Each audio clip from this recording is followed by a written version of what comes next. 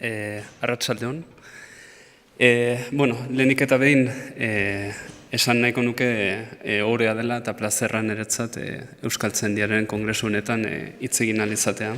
Eta horregatik eskerrak emaneko nizkioke Euskaltzainderi eta antolatzaileei niri hemen hitz egiteko aukera emateagatik. Orduan, gaur ikusten duzuenez bihurkariaz mintzatuko naiz. Orduan, zergatik erabaki nuen bihurkariaz hitz egitea.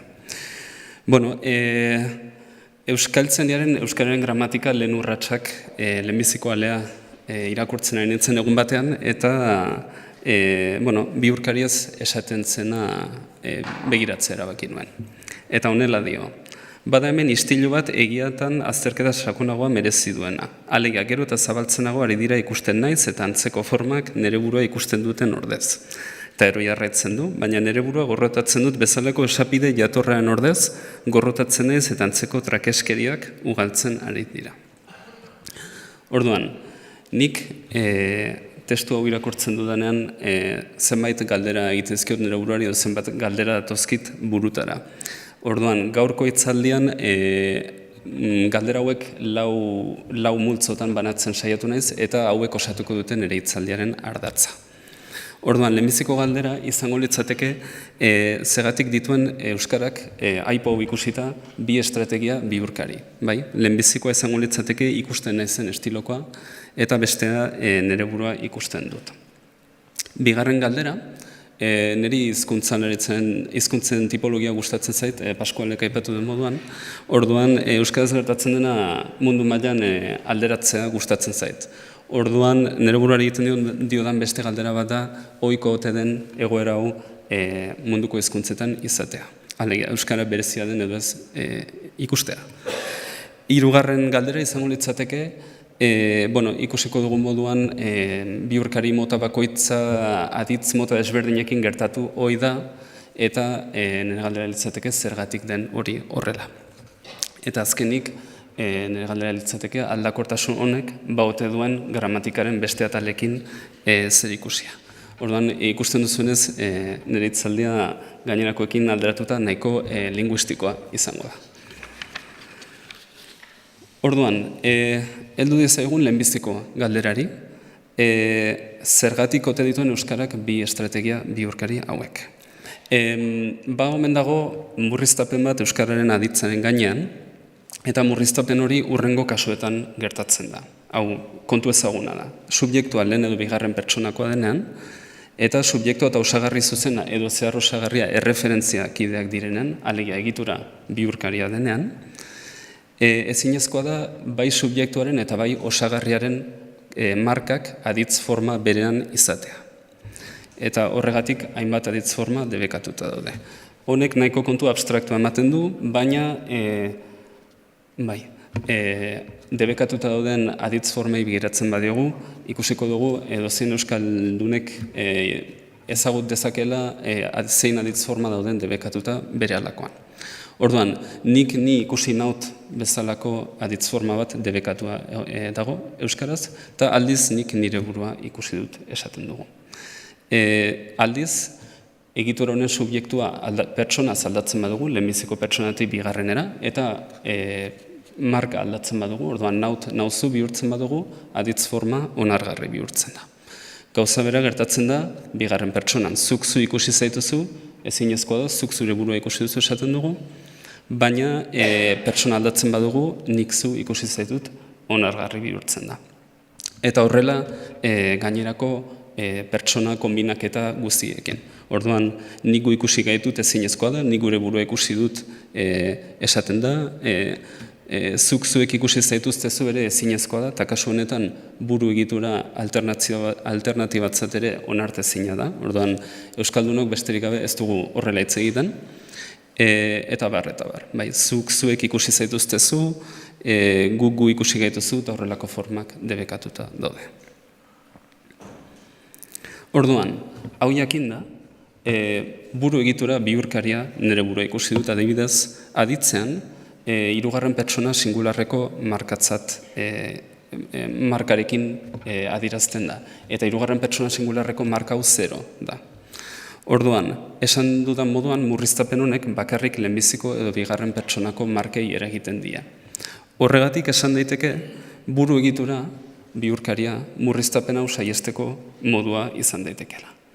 Eta hau esan genezake, pentsa genezake, arrazoi bat dela euskaraz buru egitura bihurkaria gutxienez sinkronikoki begiratuta izateko. Diakronikoki begiratzen badiogu, bai, egitura honen jatorri historikoari begiratzen badiogu, zaila da esatea, eta nik dakidala ikerketa asko ez dago honen inguruan, baina Mitxelenak, adibidez bere orotariko euskal hiztegian, buru izenaren sarreran hurrengoa esaten du. En documentos latinos próximos al área vasca son frecuentes hoc caput, meu capo, etc. referidos al que habla. Alegia. Erdiaroan euskaraz hitz egiten zen eremuan, edo eremutik hurbil latinez idatzi ziren testuetan, latinez nere burua eta antzeko egiturak erabiltzen dira zentzu bihurkarian. Mitxelenak hemen referidos al que habla esaten duenean zentzu bihurkarian esan nahi du.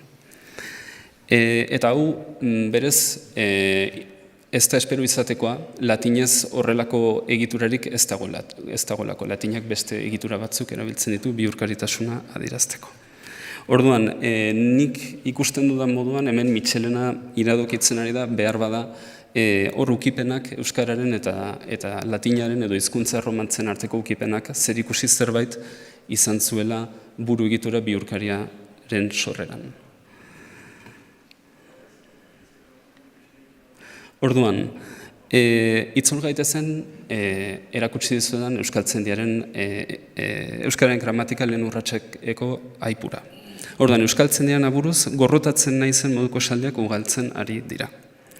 Eta hau nik ez dut inondik inora eztabaidatzen, baina nik hau lertzen dudan moduan hemen badago iradokizun txiki bat, eta hori da gorrotatzen naizen moduko egiturak berriak direla, nolabait azkeneko urteetan sortu direla. Eta hori ez da egia, zeren testu zaharrei begiratzen badiogu, hemen lau adibide eman ditut, ikusten dugu ikusi nahi zen estiloko egiturak oso ohikoak direla.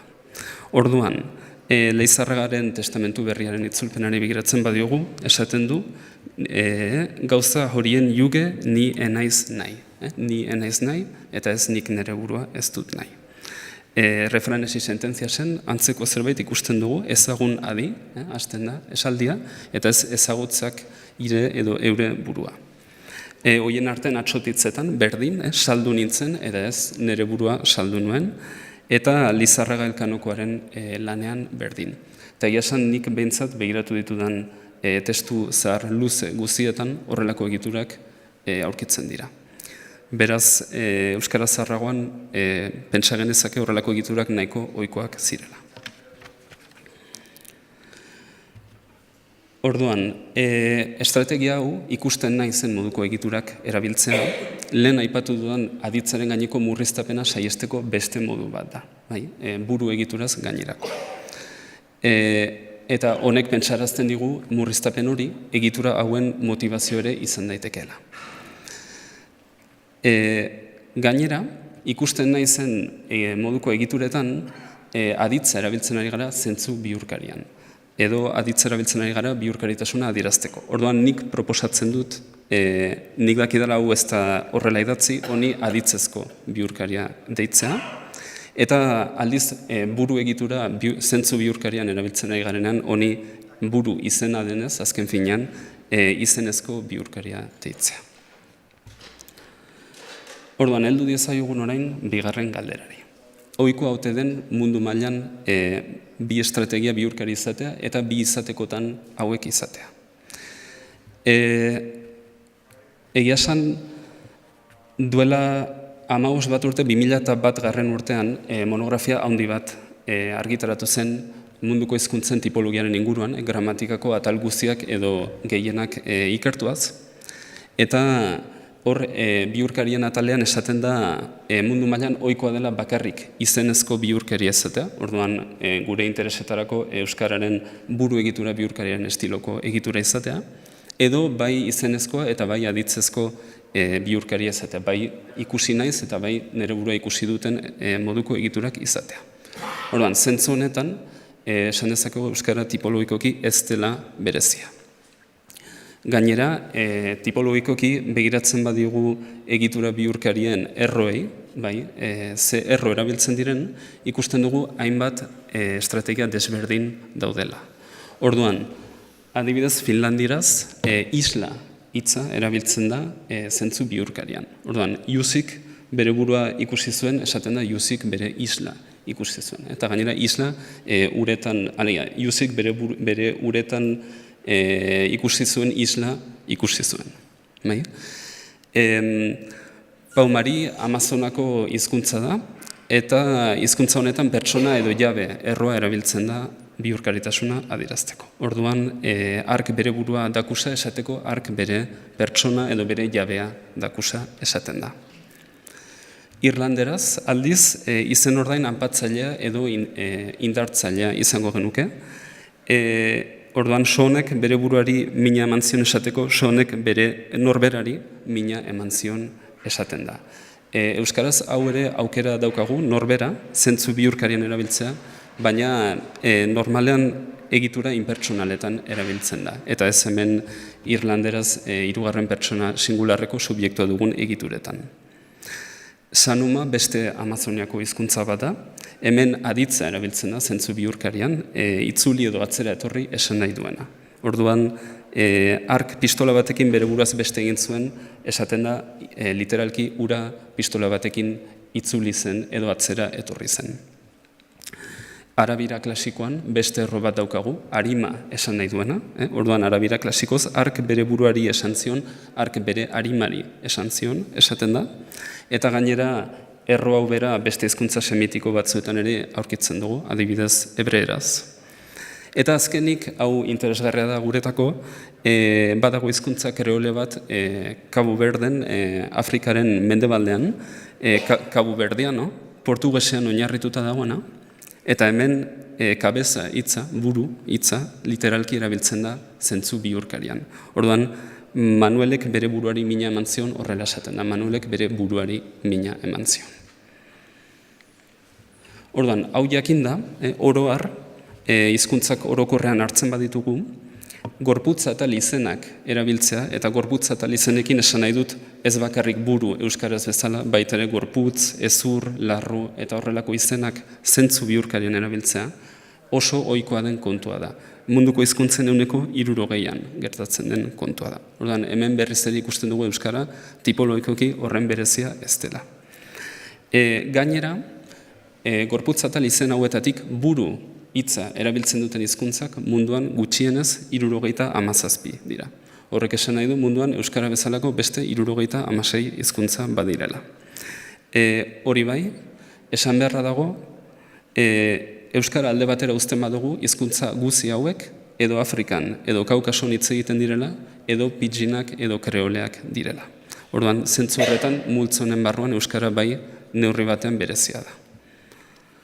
Orduan, hemen mapa bat jarri dizuet, mundu mapa bat, 77 hizkuntza horiekin, puntu gorri bakoitzak hizkuntza bat adierazten du, hauek dira buru hitza zentzu bihurkarian erabiltzen duten hizkuntza guziak orain arte dakigula.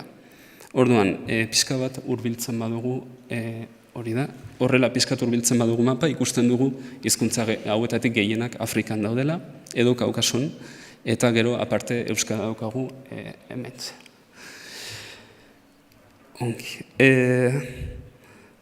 Orduan, hori lehenbiziko bi galderak. Pasa gaitezen orain 3. galderara. Zergatik dagoen aldakortasuna aditzekin bi estrategia bihurkarien artean. Orduan, galdera honi dagokionez, hainbat aukera dauzkagu euskaraz. Alde batetik, aditz batzuek bakarrik buru bihurkaria onartzen dute. Maite izan, atsegin izan, ezagutu, erakutsi eta bar. Orduan, teorian behintzat, maite naiz, atsegin naiz, ezagutu naiz eta erakutsi naiz bezalako egiturak okerrak dira. Aldiz, badira beste aditz batzuk, bai izenezko eta bai aditzezko bihurkaria onartzen dutenak. Adibidez, aurkeztu, esan daiteke aurkeztu naiz edo nire burua aurkeztu dut, bota naiz edo nire burua bota dut, estimatu naiz edo nire burua estimatu dut. Eta bar, eta bar. Eta interesgarria da begiratzea ere euskaraz zer ez dagoen. Eta hori da, edo ia ez dagoen, bakarrik aditzezko bihurkaria onartzen duten aditzak. Orduan, zentzu honetan esan dezakegu aditzezko bihurkaria bere banaketan, buru bihurkaria baino murriztuagoa dagoela, murriztuagoa dela. Gainera, bi estrategiak onartzen dituzten aditzei begiratzen badigu, ikusten dugu estrategia bata edo bestea aukeratzea, ez dela istripua, ez dela kasualitatea, baizik eta badago esan nahi aldaketa zerbait. Orduan, engainatu naiz esatea ez da nire burua engainatu dut esatea bezala, ebaki naiz esatea ez da nire burua ebaki dut esatea, eta saldu naiz ez da nire burua saldu dut esatea bezala. Hau gehiago ikertu behar dudan kontua da, baina nik ikusten dudan moduan mintzat, hemen izenezko estrategia, alegia buru egitura erabiltzeak, ekintza nahita egin dela esan nahi du, eta aditzezkoak berriz ekintza nahi gabe egin dela. Orduan, engainatu naiz nahi gabe, nire burua engainatu dut apropos, ebaki naiz, istripua izan da, nire burua ebaki dut, ala nahi izan dudalako, eta saldu naiz nahi gabe, eta aldiz nire burua saldu dut apropos. Orduan, galdera litzateke zergatik daukagun aldakortasun hau, nahita eta nahi gabekoaren artekoa. Normalean, ikusi ditugun aditz hauek engainatu, ebaki, saldu, eta bar, diskurtsoko beste erreferentei zuzenduta dauden aditzak izan ohi dira. Alegia, ez norberari zuzenduta egoten direnak. Honek esan nahi du, aditz hauek zentzu bihurkarien erabiltzen nolabait ez ohikoa dela. Eta horregatik, bihurkaritasuna nolabait azpimarratu beharra dagoela. Orduan, nola egiten dugu hau, nola azpimarratzen dugu aditz hauek zentzu bihurkarian erabiltzen ari garela. Bi estrategia bihurkari dauzkagu, orduan konplexuena aukeratzen dugu. Eta konplexuena esan nahi dut sintaktikoki eta batez ere psikolinguistikoki. Alegia, hiztunoi eta entzuleoi prozesatzea gehien kostatzen zaigun estrategia aukeratzen dugu. Eta horrela, entzuleari garbi gelditzen zaio aditz hauek zentzu bihurkarian erabiltzen ari direla. Gainera, kontraste hau, bai, bi estrategia izanik, konplexua edo kasu honetan izenezkoa, nahita, ekintza nahita izan dela adierazteko erabiltzea, eta aditzezkoa edo sinplena ekintza nahi gabe egin dela adierazteko erabiltzea, hau ez da euskararen gauza berezia, beste hizkuntza batzuetan ere ikusten dugu. Adibidez, errusieraz. Errusieraz, badugu atzizki bat, aditzari gehitzen zaiona, eta beraz, atzizki bihurkaria izanik, esan dezakegu hau estrategia, aditzezko estrategia bihurkaria dela. Aldiz, badugu beste izen ordain bat, zebea, eta izen ordaina denez, esan dezakegu hau izenezko bihurkaria dela. Orduan, ikusten duzu hemen aditz bera erabilita bi estrategiak aukera ditzakegula, baina bata edo beste aukeratzeak ekintza nahi gabe edo nahita egin dela adierazten du, euskaraz bezala. Pasa gaitezen orain beste aditz mota batera. Orduan, orain arte, normalean norberari zuzenduta ez dauden aditzez jardun naiz, orain normalean norberari zuzenduta dauden aditzez jardungo naiz. Alegia, aurrekoen kontrakoa, ispilu irudia izango dena. Orduan, horrelako aditzak normalean jantzi zara, zure burua jantzi duzu, garbitu zara, zure burua garbitu duzu, orraztu zara, eta bar, izaten dira. Orduan, espero dut nerekin ados egotea esaten dudanean bikote hauetatik ohikoena aditzezko bihurkaria dela, alegia jantzi zara, eta zure burua jantzi duzu, zure burua garbitu duzu, zure burua orraztu duzu, eta bar, nolabait ez ohikoagoak diren erabilerak direla. Orduan, aditz multzo hau talde semantiko itxia da, eta niri bururatu zait behintzat garbitze eta zaintze aditzak deitzea. Denek ekintza horiekin zerikusia daukatelako. Orduan, aditz hauek normalean iragankorrak izaten dira, bi argumentu izaten dituzte. Eta aditzezko bihurkaria erabiltzen dugunean, egiten ari garenaga da aditz hauen argumentu kopurua murrizten. Honetarako hizkuntzalaritzan kimikatik hartutako metafora bat erabiltzen dugu. Esaten dugu aditzen argumentu kopurua alegia balentzia murrizten ari garela. Orduan, aditz baten balentzia murriztea, hori gramatikako beste atal bati ere deitzen diogun edo ematen diogun izena da. Eta hori da erdiboza. Orduan, erdiboza, ingelesez middle voice esaten duguna, edo gaztelaniaz voz media, hori voz aktiboarekin kontrastatzen dugu normalean. Orduan, hemen irudibidez saiatu naiz bien arteko desberdintasuna adierazten. Voz aktiboaren kasuan badugu sujetu edo agente bat, garbia, A, eta egiten duen ekintzak norabide garbi bat dauka, jasotzaile edo paziente baterantz. Aldiz, erdibozaren kasuan erlazio hori edo egitura hori ez da horren garbia. Ekintza subjektuarengan hasten da, baina subjektuarengan berearengan ere gara daiteke eta subjektua ere pazientea izan daiteke. Orduan, honi buruz, esan dezakegu aditzezko bihurkariak ikusi naiz moduko egiturak eta erdibozak bi ezaugarri garrantzitsu dituztela amankomunean. Bata sintaktikoa da, eta hori da biek aditzaren balentzia, eskerrik asko, murrizten dutela. Eta bestea semantikoa da, eta hori da aditz mota berekin erabiltzen direla. Orduan, aditz mota hauek dira garbitze edo zaintze aditzak lehen esan dudan moduan. Eta horregatik esan daiteke ez dela harritzekoa aditzezko bihurkaria eta erdiboza elkarrekin lotuta egotea. Orduan, guzti honetatik, aipatu dudan eztabaida honetatik, zenbait gauza ondoriozta ditzakegu. Euskarak esan bezala bi estrategia bihurkari ditu, hor ez dugu deus berririk aurkitu. Eta horietako batek buru hitza darabil. Buru hitza erabiltzea ez da tipologikoki arraroa. Eta bi estrategia bihurkari izatea ez da ere. Segurazki Euskarak buru egitura bihurkari izatea eta aditzezko bihurkari ere bai, aipatu dudan aditzaren gaineko murriztapenari zor izango dio, gutxinez sinkronikoki. Aldiz,